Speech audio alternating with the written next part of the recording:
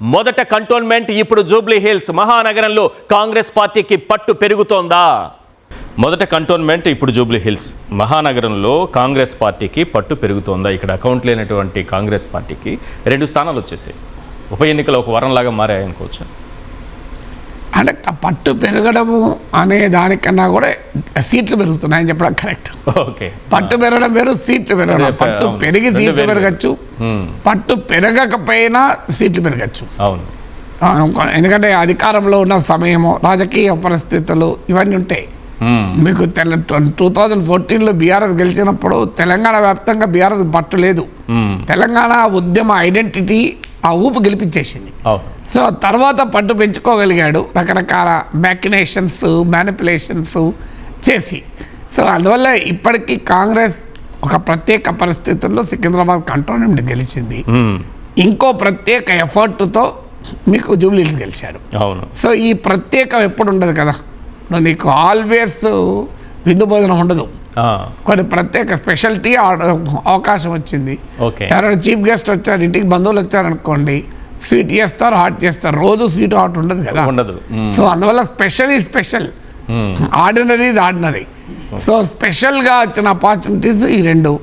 అది కానీ బట్ డెఫినెట్గా ఒక అవకాశం. అంతకుముందు ఏమీ లేదు కదా. మీరు 2023లో కూడా హైదరాబాద్లో ప్రభావం లేదు. అక్కడి నుంచి ప్రభావం చూపడం మొదలుపెట్టారు. సో నీకు డెఫినెట్గా అది ఒక అడ్వాంటేజ్గా కాంగ్రెస్ ఉంటుంది. బట్ దాంతోనే ఇళ్ళకనే పండుగ అయిపోయింది అనుకుంటే పొరపాటు. ఏంటి సార్ కాంగ్రెస్ విజయానికి ఏ ఫ్యాక్టర్స్ ఏం కనిపిస్తున్నాయి మీకు? కాంగ్రెస్ పార్టీ రియల్ ఫైట్ అంటే రాజకీయాల్లో వాడాల్సిన అన్ని ఆయుధాలు వాడింది. రాజకీయ పార్టీ రాజకీయాల్లో ఏం చేయాలో అన్ని చేసింది. కేసీఆర్ చెప్పినట్టు ఫక్తు రాజకీయం అంతా చేసింది. అంతకుముందు కేసీఆర్ చేశాడు ఫక్తు రాజకీయం, ఇప్పుడు రేవంత్ రెడ్డి చేశాడు. కాంగ్రెస్ నాయకులు చెప్తున్నారు కదా, నీవు చెప్పిన విధే నీరదాక్ష అని. సో మునుగోడులో బీఆర్ఎస్ ఎట్లా గెలిచింది, మీకు ఇతర చోట్ల ఇలా పాలేరులు ఎట్లా గెలిచింది, నారాయణఖేడ్ ఎట్లా గెలిచింది. సో అధికారం ఉన్నప్పుడు అనేక ఫ్యాక్టర్స్ కలిసి వస్తాయి. అలా కాంగ్రెస్ కూడా కలిసి వచ్చింది. So it was a managed win. ఒక రకంగా రకరకాల ఫ్యాక్టర్స్ను తనకు అనుకూలంగా మలుచుకోవడం వల్ల ఎన్నికలు గెలిచారు. అయితే ఏ బేస్ లేకుండా మేనేజ్ చేస్తే కేసీఆర్ గెలవలేదు, రేవంత్ రెడ్డి గెలవలేదు. అప్పుడైనా కేసీఆర్ అయినా ఇప్పుడు రేవంత్ అయినా ఒక బేస్ మీద మేనేజ్ చేశారు. గాల్లో చక్రం తిప్పలే.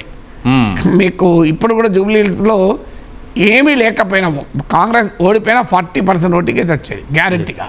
మరి బీజేపీకి రాలే కదా, బీజేపీకి 8%, 9% కూడా ఓటింగ్ రాలే కదా, 8% వచ్చింది.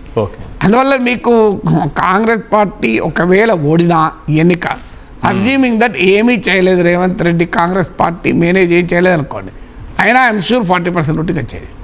సో అందువల్ల డెఫినెట్గా కాస్త బలం ఉంది, కాస్త వాపు ఉంది, కాస్త బలుపు ఉంది. వాపు మాత్రమే ఉందని బీఆర్ఎస్ అనడం తప్పు, రైట్.